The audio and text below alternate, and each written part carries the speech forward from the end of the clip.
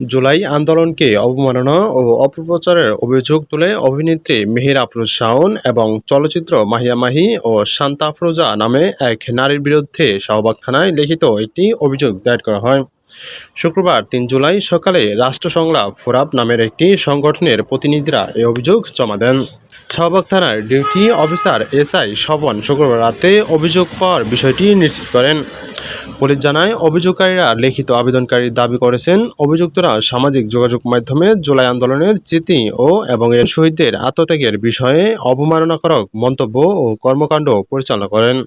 অভিযোগপত্রে বিশেষভাবে উল্লেখ করা হয়, জুলাই আন্দোলনে বাংলাদেশ ইতিহাসের একটি অবিচ্ছেদ্য অংশ, কিন্তু অভিযুক্তকারীরা এই আন্দোলন এবং এর সঙ্গে জড়িত আবেগ ও ঘটনাপ্রবাহ নিয়ে বিভ্রান্তিকর ও অবমাননাকর সম্প্রচার চালিয়ে যাচ্ছিলেন।